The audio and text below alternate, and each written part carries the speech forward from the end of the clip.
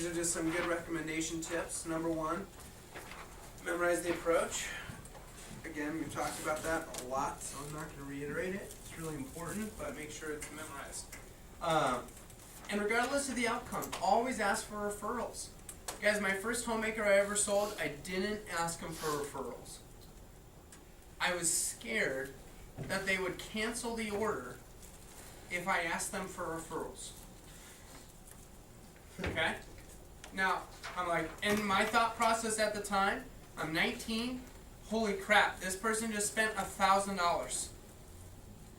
Now I'm going to ask them for their friends too? No. Like, it was so out of my comfort zone, didn't do it. Well, I was pissed because those people would have probably gave me the best leads of everyone I saw. My first 2 weeks on the job. Their friends, it was my friend Zane's parents, and they were probably the most, she had her own business, he had his own business. I guarantee they would have given me some really great leads had I asked. And I never got referrals from them. So no matter how you feel, ask. And it's not going to make them cancel the order because you asked for referrals, okay? I just learned from my mistake. Now, number 2, increase and improve your practice list. It's the single greatest asset that you can have. This is a huge one. Me and David talked about this extensively. He's got tons of friends that have parents that he's tried to send texts to get numbers for parents. Most of his friends haven't responded. So it's really, what's it going to take? It's probably going to take picking up the phone and calling those friends and physically asking them if you could talk to your parents for me or give me your parents' number. Most of you are in that same situation. You have friends that do have parents that you could potentially do an appointment with if you were to actually ask them. But you maybe haven't actually reached out to them. And I'm like, well shoot, how many people to send it to? He's like, 80. Well dude, 80 people to actually call? That takes 4 hours to call 80 people. And these are just friends. Not even to set a demo, just to get their parents' number. That takes effort. But if you put in the effort, even if only half of them came through, that could be an extra 40 people that you now all of a sudden have to tap into if you really wanted to. So, even if you botched it and only 20 of them said, sure, here you go. That's 20 extra numbers that you now have to work with. And so your initial list is one of your greatest assets and resources that you have to capitalize on before you start stressing on referrals. So make sure you guys are using all of your resources when it comes to actually who you have to call. Number 3, assume you're going to get recommendations. That's another important tip to referrals. Act as if every person you've asked has been like, oh my gosh, of course we'll help you out with this. Yeah, I probably know 20 or 30 people who could probably help you with this. It's like, if every person you asked for referrals filled up the whole sheet and was totally awesome about it, think about how you'd be asking your 30th appointment. After every single person's done it, you'd be like, yeah, so here, what I'd love you guys to do is just put down 15, 20 people, and just put their names only down right now. And you'd be really laid back and casual about it. You'd be confident with that. That's the demeanor you want to have when you ask for referrals, is that this is just what everybody does. Everyone's been super awesome about it and helped you out. Okay? Act as if, assume you're going to get referrals. Ask them to use their address book or their cell phone too. Just yeah, you know what some people do, sometimes use their cell phone to think of people. Kind of helps a little bit. And number 4, let the customer ride as long as possible. Don't ever rush them. I made the mistake also in the beginning of my career. Sometimes I'd be running late to my next appointment, and I would asking for referrals, or I'd cut it short. I wouldn't ask for yeses because I wanted to make sure I was on time to my next appointment. Don't do that. Okay? Don't do that. If they're in the mode and willing to help you right now, they might not be in the same mindset later on. And I'd much rather get 2 yeses right now and be 5 minutes late to my next appointment than to be on time and get no yeses. Okay? That doesn't mean that I won't at least call my next appointment and say, hey, just FYI, I'm here at my last appointment, I'm just wrapping things up. I'm super sorry, but I'm going to be running just a few minutes behind. But I'll be there as quick as I can. Doesn't mean I won't call them and tell them that. But you don't want to leave because because you're afraid you might be late to your next appointment. Number 5, help the customer think of more names. Give them lots of thought joggers. I'd start the first one there. It says, who do you know that's home during the daytime? Hey, who do you guys know that's usually home during the day? I've been trying to get some more appointments with people in the afternoon, so, who do you know that's usually home during the day? Maybe like a stay-at-home mom or dad or someone who works nights or something like that. And specifically ask for it. They might not initially be thinking of that person, but if you actually bring it to their attention, they'll think of those people that are home during the day. And if you get daytime leads, you're going to get a lot more daytime leads. And that helps. Ask for people that live in a specific area. One that you should write down on here. Hey, who do you know that lives out of state as well? Because I can do appointments virtually. After I get all my local leads, you should never, ever, ever, ever get, ever again, I don't know anyone. Because my thought jogger immediately is like, oh, you mean you just don't know that many people that live here? Yeah, everyone I know is in Michigan. Oh, here, that's perfect. Just put them down. Because I can actually do appointments just right over the phone virtually, and I get paid to do those too. That's just as effective for me, so that's awesome. I don't even have to drive in this stuff. Yeah, heck yeah, put them down. Okay. All of a sudden, you're never going to get I don't know anyone ever again. So make sure you're asking for not only local leads, but also ask for leads specifically where you want them. Let's say you live in Mountain Home, but you want more Boise leads, so when you come to Boise, you have a couple people you can sell. Ask for that. Just like, hey, by the way, I was going to ask, I'm obviously doing appointments here in Mountain Home, but who do you guys know that lives over in like the Boise area? Because I occasionally go over there a couple times a week, and it just helps to sometimes have some appointments I can do while I'm there. Oh, my cousin might do that, actually. And all of a sudden they think of that friend. They might be thinking like, oh, I'm not going to send you to someone in Caldwell if like you don't go out there. But then all of a sudden, if they realize that you actually have people in Caldwell that you would go see if you had more, then all of a sudden they think of them. It's like, yeah, who do you know that lives over in like the Nampa Caldwell area? Who do you know that lives in Meridian? Hey, do you guys, I do a lot of my appointments in like Southeast Boise. Do you guys happen to know anyone that lives over there by chance? Like, get specific if you really want to. It's like, hey, just throwing it out there. You don't know anyone that lives in the foothills, do you? I would ask for like foothills, all those really awesome houses up there. That's where I want to be. That's where I want to go. I'd be asking for it. And by the way, they might know someone that does. But that just might not be who they initially were thinking of. So give them thought joggers of people that they might be able to think of in addition to who they naturally are. And then the 6th thing on here is always qualify your leads. Always qualify. I can't stress this enough. You guys remember Alex? Alex Donnelly sold 8,000 in his master. I said, hey, what's the best tip you could give? And he just said, literally qualify your leads. Qualify your leads. Why? So you know a lot about all your referrals before you call them. It really helps when you're setting them up to know a lot about them. And so, qualify them.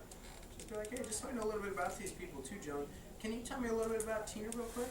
And I'll start off with a very generic question first and see what she tells me. And I take notes on it, I write all that stuff down. And then I'll start asking the other stuff that I want to know. Like, cool, and do they have kids by chance? Yeah, they do, cool. And you said she is married? Yeah, awesome. What's her husband's name, just in case he answers? It's Tom. Okay, perfect. And if you don't mind me asking, what do they do? Well, he's actually a plumber, and she's a stay-at-home mom. Okay, great, cool. And then, do you know, does anyone on here like really like to cook? She's an awesome cook. Cool. If you were me, who would you see first? Them? Perfect. Like, I like to know who my best people are. I'm not just looking for anyone. Because eventually when you get good at leads, guys, you're going to get really good at getting a lot of people. Then you got to get really good at figuring out, okay, out of those 10, who are the 3 I really want to do an appointment with? And I'm going to start focusing on my quality demos with HM3s. I would rather do 10 appointments a week with HM3s than literally 30 appointments with just anybody. I'm going to feel way better about my job. I'm going to make way more. I'm going to do a lot better in general if I can focus on HM3s and focus on quality leads. So, anyways, the last thing on here is how to handle the objections for referrals. And I already gave you guys those in training, but just as important as it is for you to memorize page 15 and be able to look your customer in the eye and just ask, it's equally as important for you to be able to handle their objections when they give you an objection. Especially when they say, can I do it later? You should expect they're going to say, you know what, I can totally do that, James. Let me think about it for the next couple days. Why don't you call me back and I'll see what I can come up with for it. That's what everyone says. Even when you nail it perfectly, have it memorized, you look them in the eye and say it word for word, they're like, yeah, sure, I can totally do that. I'll tell you what, I was going to start making dinner right now. Do you mind if I work on this a little bit later? You can maybe call me on like Friday or something like that and see what I can come up with. They always try and put it off. Always. You know, it's like cleaning your room or cleaning your car sometimes. You know, it's just like you keep putting it off, and until finally, like, you have to do it. That's how a lot of customers are. So you want to just be comfortable handling it, and just be like, yeah, Joan, I can totally call you Friday. You know, the only thing is, I'm probably going to be clean for like another 5 to 7 minutes anyways. And so if you could get in touch with even just like 2 people while I'm still here, we could worry about all the rest of these people later on. That'd be totally fine. The only reason I asked is just because I was really, really trying to make sure I had 4 appointments each day. And right now, tomorrow, I literally only have 1 appointment set up. And so if you could get in touch with me just like 1 or 2 while I'm still here, that'd be amazing.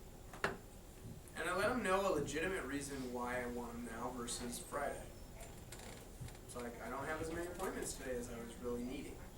I don't have as many appointments tomorrow as I really need. That's a very real, legit reason. And if you don't share it with them, you know, and by the way, what a lot of reps do when their customers say that, they say the 2 things in the middle. And they're like, well, I am going to be clean for like 5 to 7 minutes anyway, so if you could get 1 or 2, that'd be great. Which basically just says, well, I'm going to be here anyways, can't you just do it?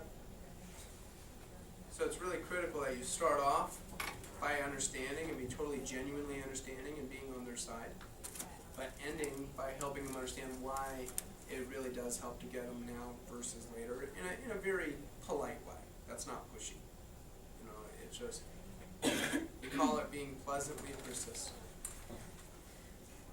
If you're pleasantly persistent, you'd be amazed how many people will help if they understand. And again, they're not going to just like leave you at the house while you clean up and like take off. You know, they're going to hang out with you for 5 to 7 minutes anyways. So you might as well try and get them to get you at least 1 or 2 while you're there. Cool? Alright, so that's just some general guidelines for referral. Any questions about recommendations at all, you guys? Anything that happened that you're not really sure how to handle it that we haven't discussed yet?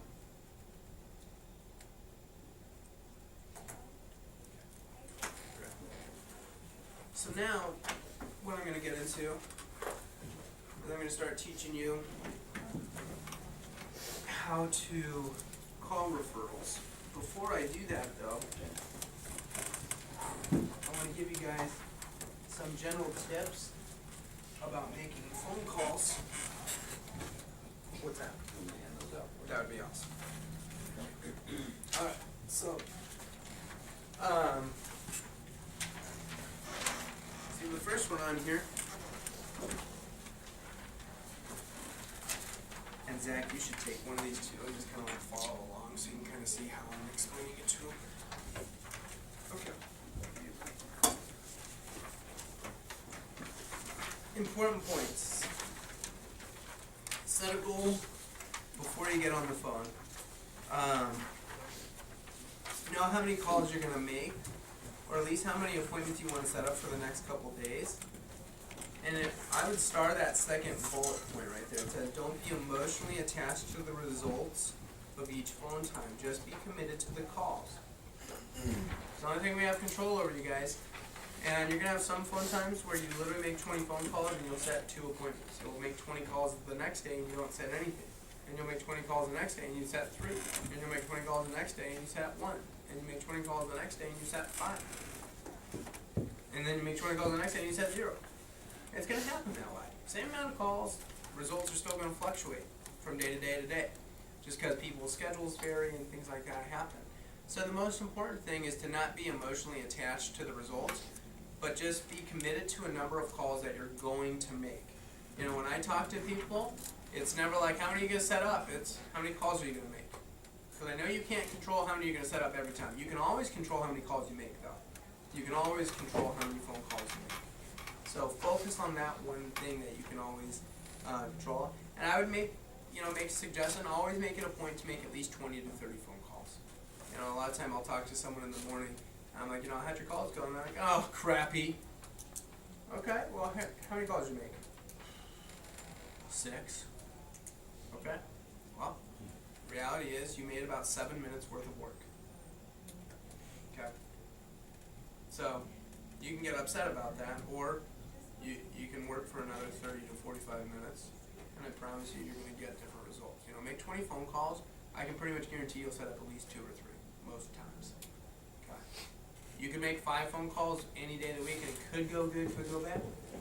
Any time of the week, 5 phone calls could really not do much. And so you make 20 calls, well, it's a pretty good amount of calls to where it's almost impossible not to get at least something positive out of it. So I encourage you to try and make at least 20 calls each time that you can. Sometimes you can't though. Sometimes you literally get like a half hour and you're like, all right, I can make 10 calls right now. If you can't make 20 calls in an hour, do a little half hour of power. 10 calls, half hour, you're done. Probably set 1 or 2. But following up to, what was your question? I was wondering if when you say 20 to 30 phone calls, does that mean phone calls altogether or just people who answer? Altogether. Okay. Just altogether, yeah. Not get a hold of 20 to 30. Shoot. Rob Lord on Sunday made 70 phone calls, and like out of those 70 phone calls, he spoke to 8 people. And it's like he had set like 4, but he was pissed. But finally, it was like, look, you made 70 phone calls. 62 people didn't pick up the phone, Rob. You can't get upset about this. You talked to 8 and you set 4. That's pretty good. You just had 62 people not answer. So stop getting bent over how many people didn't answer, and just be glad that you set half the people you spoke to. And he was like, yeah, you're right. And then he was fine. But sometimes you mentally get frustrated if you're focusing on what you don't have control over. Okay? The phone must-dos. Smile when you dial. Okay, it sounds cheesy, but it does make you sound better on the phone. You sound different. And people can tell. You've maybe heard this before. People make their first impression about someone, like whether they like or don't like them, within like 10 to 30 seconds.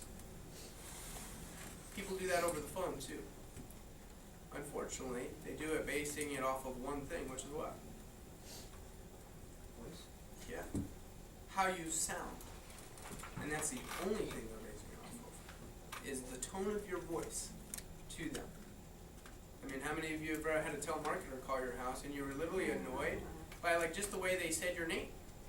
You're pissed off just by the fact that like they're like, oh, is Mr. Patterson there? And you're like, yeah. So you're like annoyed just by the way they say it. It's like versus if you're like, hey, is this Sherry? Yeah, this is her. I'm like, Sherry, this is James Patterson. I was just following up on that call from your friend Beth the other day. How's it going? Oh, I'm doing alright. How are you? I'm doing good. Hey. And just like be pleasant. Sound like you're in a good mood. You might not always be in a good mood, but you should smile because it'll at least make you sound like you're in a better mood. Ask for the wife on the phone. We've obviously talked about that, so I don't need to spend a lot of time on that. Always offer a choice of 2 times.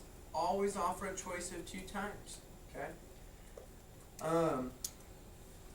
Also really important, don't just give them 1 time. If you only give them 1 time, it's pushy. And then if you don't give them any time, you're like, what time works best for you guys? Then it's like too hard to make a decision, and they're just going to tell you they're really busy all the time. Make calls in the office. It's a better environment. Kayla came into this, Kayla and David both came in this morning at 7 a.m. For Champions Club. And then right after the meeting, hopped on the phone, which you set up 5, right before? Cool. And then David, I know you didn't get a chance to make a lot of calls. Did you get anything set up before you started here? I set up 3 for Friday. Awesome. 3 appointments, How many of you got 3 appointments set up this morning? Okay, the 2 that were in the room. So, it will give you better results if you come to the office. Because frankly, when you've got me and the other managers and the other top reps who are trying to go to Cabo and they're on the phone from 8 to 10 every morning, you're in an environment that's very conducive to making phone calls. It's a lot of time awkward making calls at your house in front of your roommates and in front of your mom and your dad and your brother and sister. They're laughing at you and they're making fun of you on the phone. And I literally used to have my roommates make fun of me making phone calls because I'd crack little corny jokes with my customer, and they're like playing video games, and they're like, "Wah!" you know, like laughing every time we like say some like cheesy joke. I'm like, shut up, you know, like literally, it is not a good environment sometimes. So depending on what you've got going on in your living situation, the office is always open for you guys to be able to come in and make calls, and it doesn't have to be just in the mornings, but you can come in whenever. Now we have events called phone jams, and all of you know, from Monday we've got the pizza phone jam in the office tomorrow from 7 to 9. And even tonight in the team meeting, we're gonna do a little phone jam during the meeting too, so you guys can also make some phone calls. And I think you'll find that you a lot of times set up more appointments when you're in the office making calls than you do at your house by yourself. And it's not always like that. Some people have like a great working environment at the house, and they've got their own little quiet office, and they go in, they make calls, and it's great. And that's awesome. If that's it, if that's you, awesome.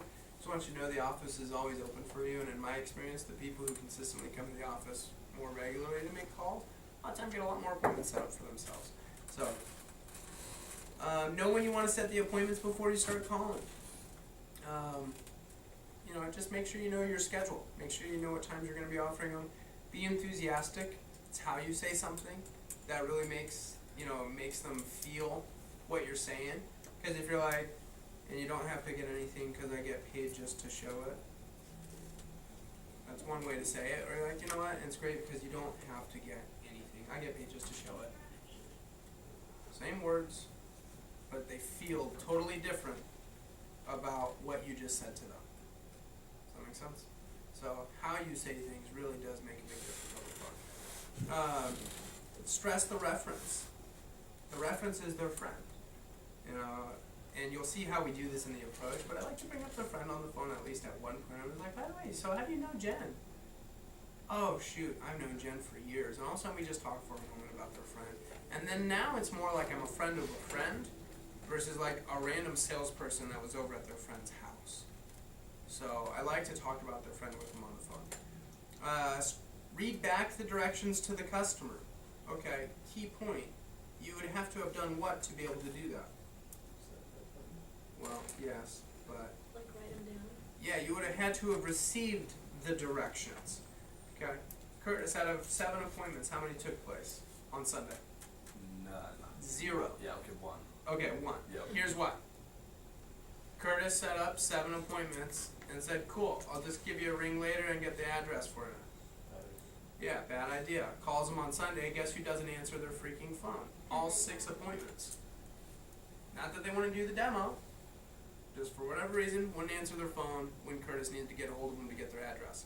So, always get directions on the phone when you set the demo so you don't have to worry about having to call. Okay? Right?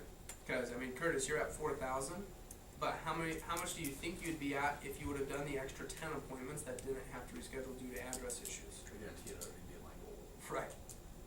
So, you want to have directions. You want to have directions on the phone when you set that demo. Makes a big difference. So, now, consistent phone effort equals consistently bigger paychecks. It's totally true, you guys. You know, the reps who are the most consistent in making phone calls always have the most appointments, and therefore always have the biggest sales weeks, always have the biggest paychecks, period.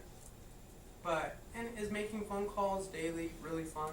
No, it's not. But, tell me any job that doesn't have at least one aspect of it that's not fun. You know, like any job has a part of it that's not that enjoyable. You know, and ours happens to be making phone calls. That's like not the fun part. Like the demos themselves are like pretty easy, pretty fun. People like Cutco, it's pretty awesome. The phone, a lot of times is the hardest part of our job. But if you can consistently just get yourself on the phone, you'll consistently get appointments set up, and you'll get a lot more demos. This is also a really important point right here is call your yeses immediately from here on out. Okay, don't wait to call yeses. And when I say immediately, like if you don't talk to them in the customer's house for an LU, when you get in your car, drive down the street, pull over, and call. Because one, you know they're home. That's a really important one, is they're home, and you know that, because their friends literally just talked.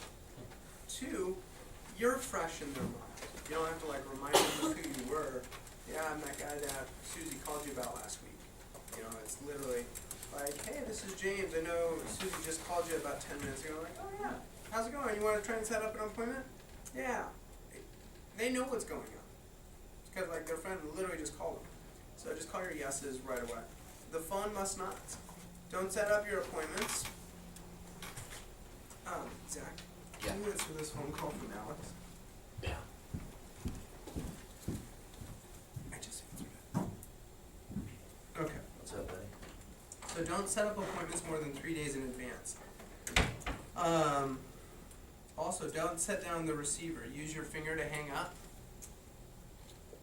Basically, the concept on that, you guys, says obviously that's only applicable if you're using a landline.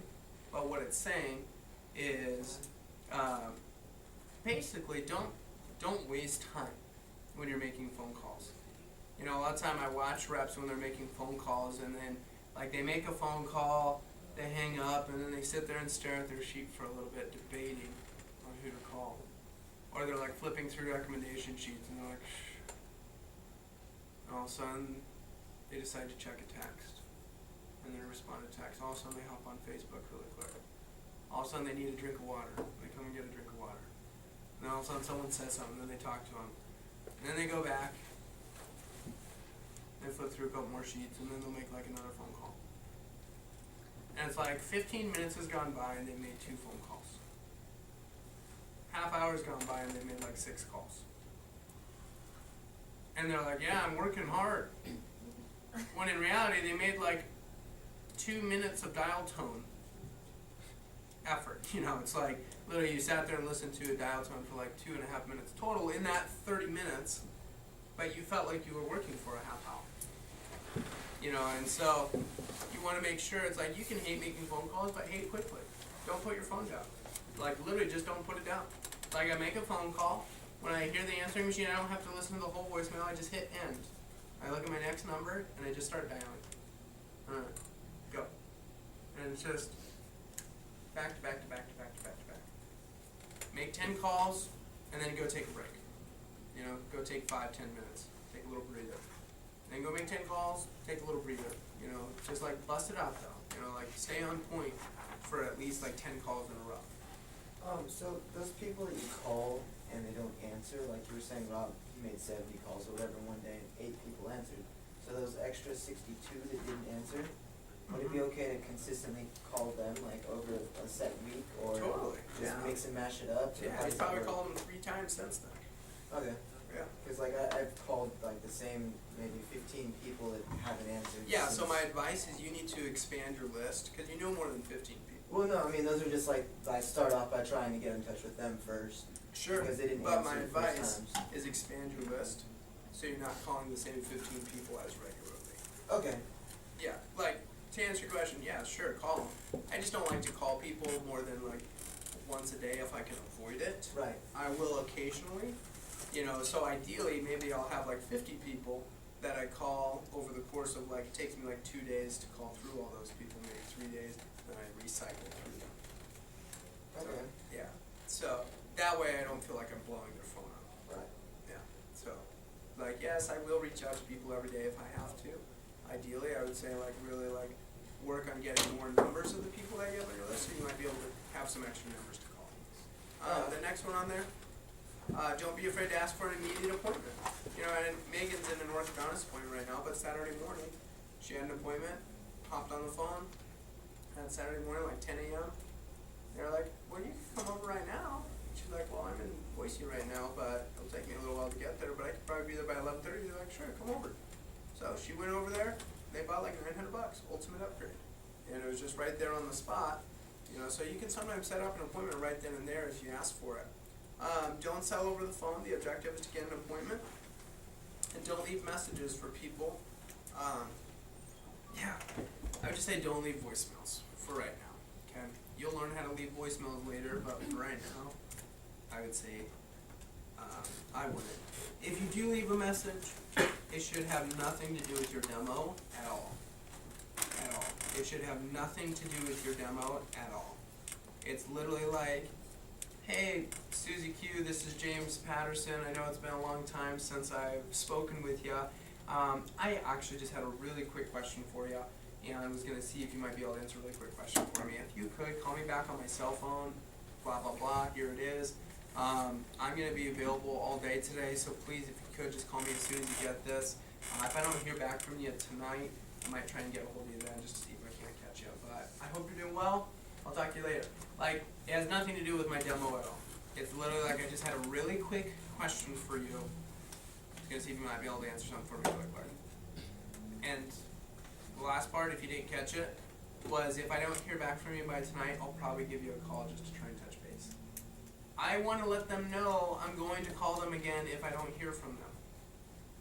So that way, one, they know I'm going to call them back, and I don't feel bad now. Because if you're like, call me when you get in, and then they don't call, then you almost feel like a nuisance because you told them to call you, and now you're still calling them. Whereas if I tell them I'm going to call them if they don't call me back, now I don't feel bad because I told them that's what was going to happen. And then they also feel like it's a lot more fun if you do that. So, cool. Alright. Follow the approach word for word. The phone is your ATM. That's a really good way to look at it. The phone is your ATM machine.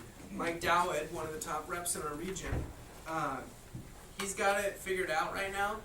Every phone call he makes $15. Every phone call he makes, whether they even pick up the phone, he makes $15.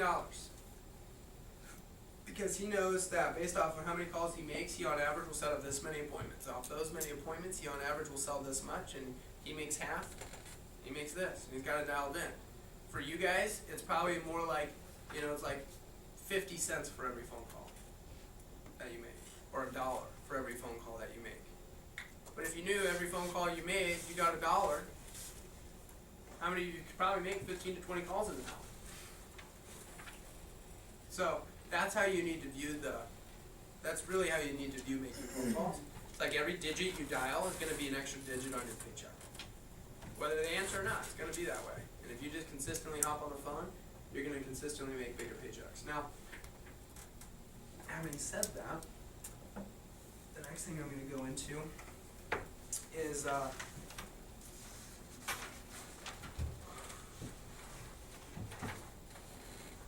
don't have a lot of time to go to this. Zach, I am going to have you help me hand this out really fast.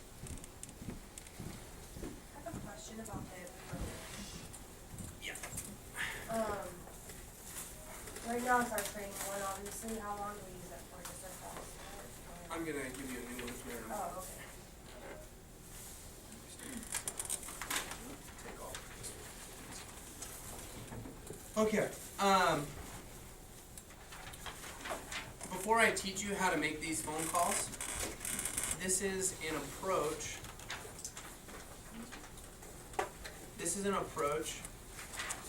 I'm sorry, not an approach. This is a sheet that's going to give you some ideas of people that you can talk to that maybe you haven't thought of already. Okay? You want to go slow in your transition. You want to go from people that you know into the people that you kind of know. And then after that, you want to go into the people that you don't know barely at all. And then you go into people you don't know about. Okay? So I would encourage you to look through this list of people and actually ask yourself, have I really actually asked all the people that fall under this category? Relatives. Have you asked every relative in the U.S. if you can do an appointment? Even the obscure aunts and uncles that you don't talk to for every 10 years. That great uncle you have not really seen since you were 5. Okay. Have you asked all of them? Those are people that you could ask to do an appointment with. All of your in-laws, all of your cousins, all of your second cousins, all of them, any and all. Have you asked them to do an appointment? Go through your high school yearbook. Ask everyone that you graduated with, or that was a year above you or below you, if you could do an appointment with their folks. You're going to see some people that maybe you haven't thought of, and you haven't asked yet. People who graduated a year or two before or after you. Parents of people that you go to school with. Teachers from high school or college. Have you asked all of them? And again, guys, what's the worst thing they're going to say? No. I guess worst case scenario, they say no. They might be one to help you out. If you were going to call and ask a teacher, by the way, a good little thing is go at it from the angle of you really respect their opinion and you would love their feedback. Since this is something you're doing for your training, I just always really respected the heck out of you, and you always gave me a lot of really great feedback, and so I would just love to get your feedback on this. And use it as you really would love their expertise. Okay. A lot of people from teachers or coaches, I don't remember any of their names minus their last name. So here's what I would do. I would think about, like, who are the friends that you knew that maybe knew them a lot better than you did? Like, you know, I had friends that, like, knew the teachers. Like, I didn't, but, like, my friend, I had, like, a friend or that girl that I do know who knew that teacher well. So think about who knows that teacher that might be able to help you out. Okay. Friends of friends that you've met, coworkers from previous jobs that you've had, you know, all your old managers, old bosses, old coworkers, you know, your old coworkers' parents, they could be someone that could help you do an appointment. Anyone you know that likes nice things, anyone you know that's engaged or recently been married. Who are the families at the last couple of weddings that you went to? Your family doctor, have you asked them? Okay. You know, ladies, you might have, you know, your lady doctor as well that you could also ask. You might have multiple doctors in that sense. You might have a family doctor. You might have your own personal doctor, dentist, your mechanic, your insurance agent, your pharmacist, your lawyer. Hey, something that's important to remember about them, they all work off of referrals. Every single one of them works off of referrals. And you are a client of theirs. And a lot of times they will do anything they can to keep their customers happy. And so, like, sometimes they'll say yes to you just because you give them business. And yes, you do give them business. You know, you might look at it as like, oh, they're my doctor. Yeah, well, you're a customer that they want to keep and maintain. And they want your family, and they want your friends. They want all of your connections as well. And so sometimes they'll do an appointment just because you asked them. And again, worst case scenario, they're going to say, you know what, James, I have a policy that doesn't allow me to really do anything outside of the practice, outside of my office with any of my clients, just for professional reasons. Hey, sure, no worries. I just figured I'd ask. You know, I didn't know if that'd be the case or not. You know, it's not weird unless you make it weird. So, just keep that in mind. And if they say no, it's like, yeah, no worries. I figured I'd ask, and I figured you probably wouldn't be able to. So if they do say no, they say no. But they might say yes, just to be nice. So, and think about this. What kind of people do you think your doctor and your lawyer could probably recommend you to? In my experience, successful people usually associate with other successful people. That's usually who they're friends with. And so that's usually who they give you referrals to. Everybody in your neighborhood or old neighborhoods. If you want, you can use 411.com and you can type in your neighbor's address. And if they're listed in the phone book, it'll pop up their phone number. And so if you don't know your neighbor's phone number, but you can see their address, you can type it in on 411.com and sometimes get their phone number that way. And then just use your initial approach, like, hey, this is James, I actually live across the street, how's it going? Good, how are you? And you go to it. People from church, clubs, or other organizations. Literally everyone in your church is somebody you could see. Even if you don't know them, but they just like know your family, you could ask them to do an appointment. People from any teams you've been part of. Who's the most successful person you know? Locally and non-locally, who's the most successful person you know? And have you asked them to do a demo yet? Who do you know that owns their own business? Who do you know that's a successful salesperson? Who do you know that's a nurse or an airline employee or a bank employee? Go over your family's Christmas card list. Like every family that sent your family a Christmas card, have you asked that family to do a demo with you yet? Think about that. People that you used to date, you know, their parents. Local government officials, anyone you know that works for the city. You know, whether it's the police department, fire department, highway department, city hall, city council, whatever. If they work for the city, they could potentially be a great person to go see. Okay. Next thing, Zach, you can help me out with this. This is the approach on how to call yeses. And it's called the student phone approach.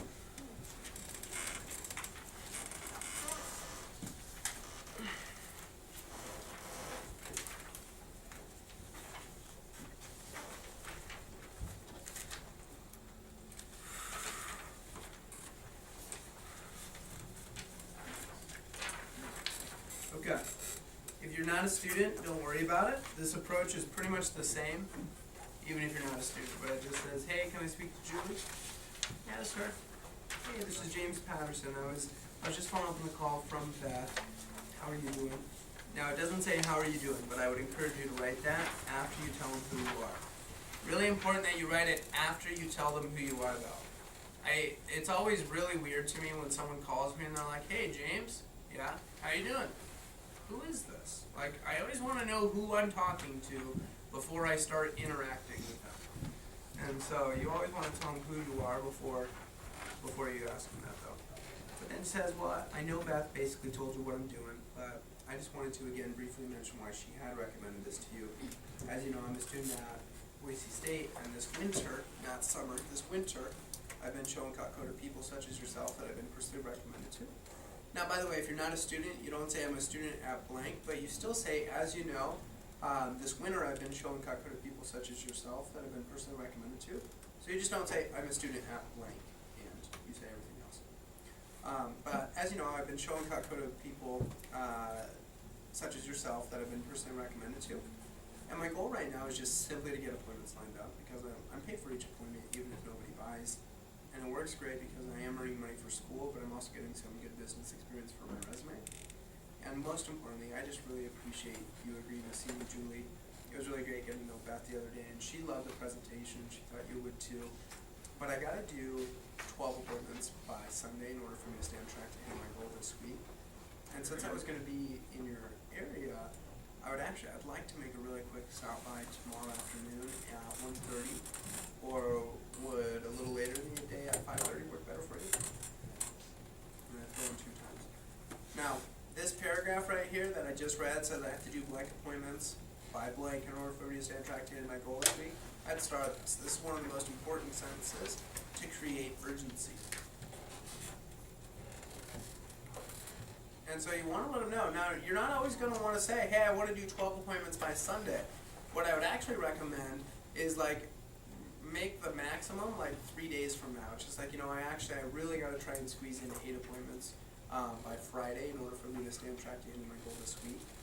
And since I was going to be in your area a little bit later today anyways, I was going to see if I could make a really quick stop by at 1:30, or would 4:30 be better for you? Now, if you're like, well, what if I'm not going to be in your area? Guys, the whole Treasure Valley is your area. You're in it every day. You're in the area.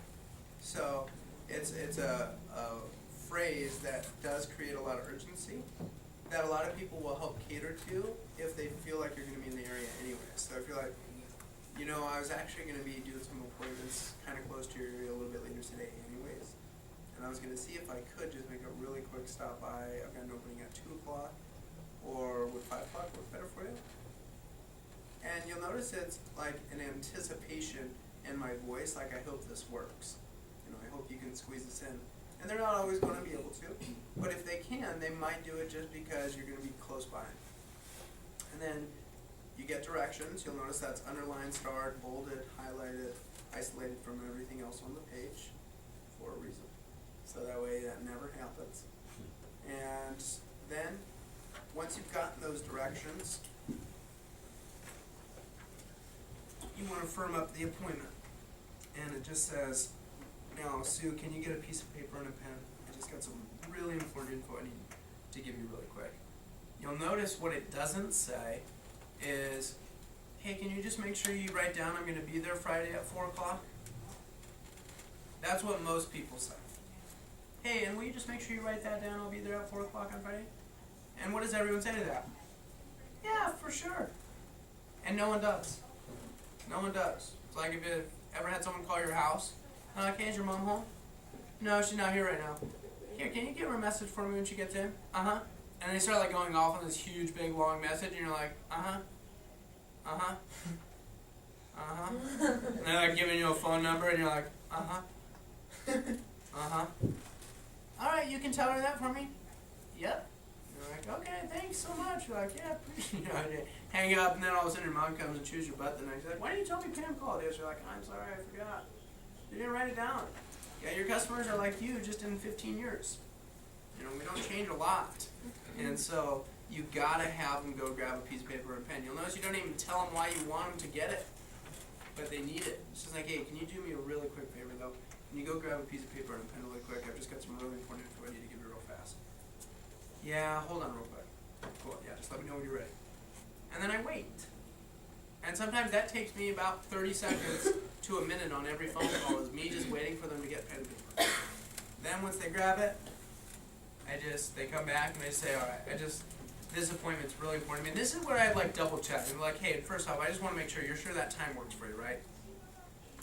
Yeah, it should work fine. Okay, cool. It just really means a lot to me, and I'm kind of counting on this to keep my schedule filled. And so, can you just write down that James, which is James, Patterson, Patterson,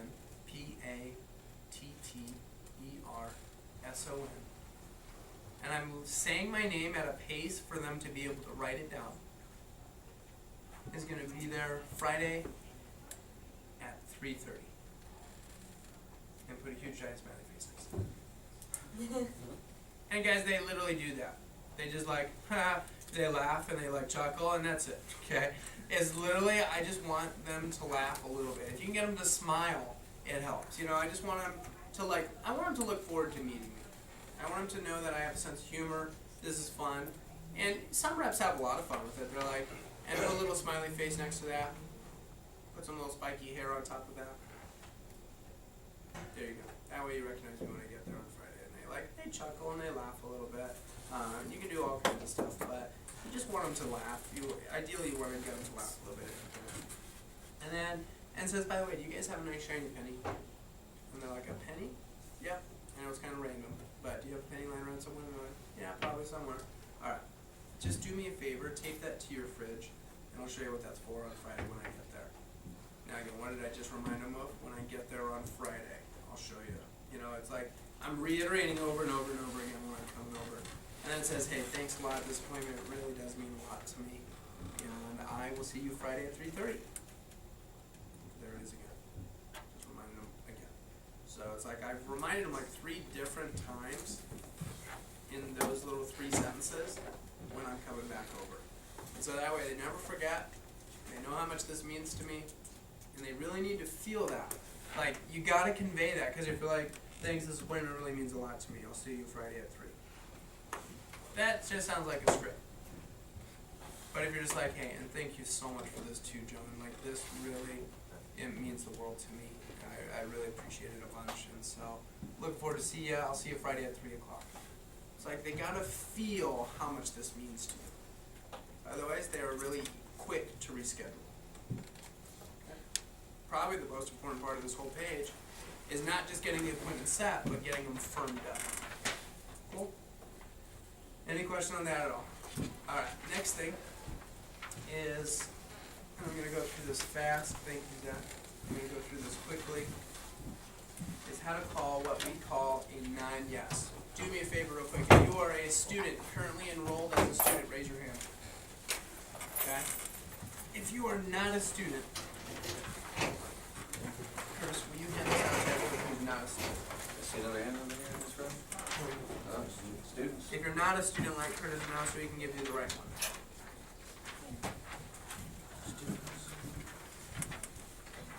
You want more? What? You want more? She's a student. I don't know right now. Yeah. You need this one.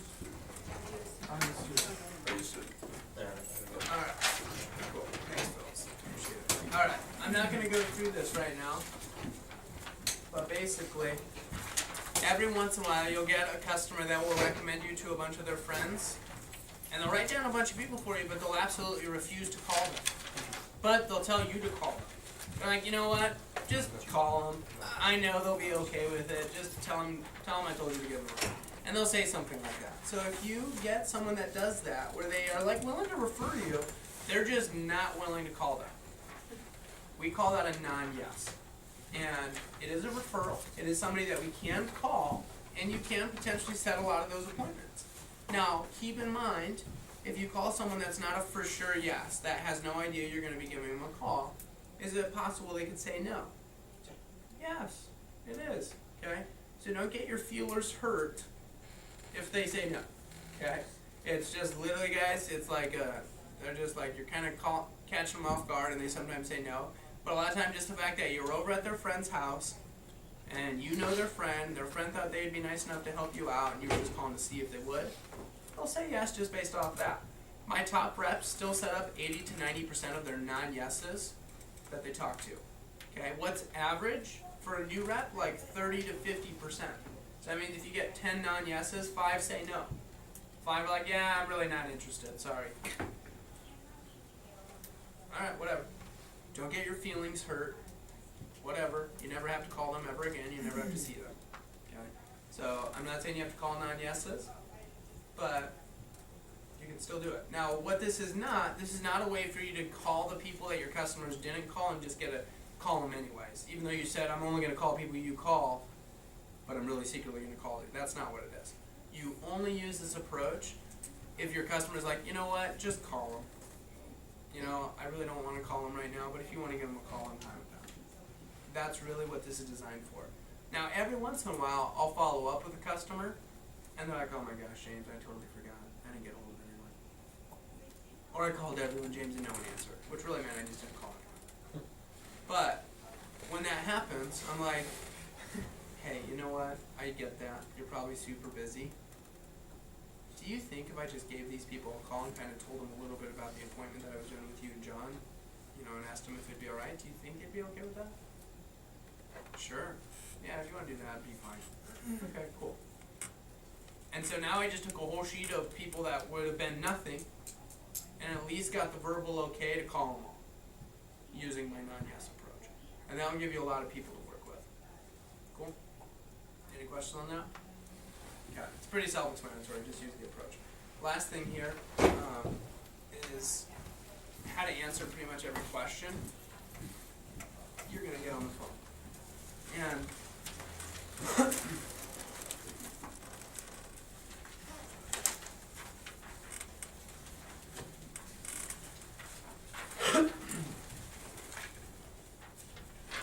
and in that case, the first one on there, it says I'm busy. That's when you're going to see the most. It says, hey, I totally understand this week's been really busy for me too. I just really need to try and squeeze in these 10 appointments over for you to stay on track to hit my goal this week. So would Friday at 1 o'clock or 7 o'clock be better for you? Yeah, 7 o'clock would be better. Alright, great. If they're like sticklers, guys, meaning like they're like the busiest person in the world, and they're like, you know what, I'm going to be busy till probably February, James, so I know I can't do anything right now. And they're like, they have zero time. You can always try and give them your 15-minute guarantee, which sometimes works. You know, I'd say it works like half the time. Okay? And it's on the very bottom. It says, hey, I'd even be willing to give you my 15-minute guarantee, so if you do want to squeeze me in, they're like, what's that? Well, if I come over to your house and you're not having fun, or you don't like me or the product within like 15 minutes of me being there, I'll kick myself out of your house. Like, I'm not going to put you through that, but I promise you, we're going to have a blast. It's a lot of fun. It's really quick and easy. Do you think there's any way you could squeeze me in on Saturday or Sunday? And I'll just throw it in there. And sometimes just like kind of making a joke out of it will sometimes get them to like lighten up a little bit and be like, well, I'll tell you what.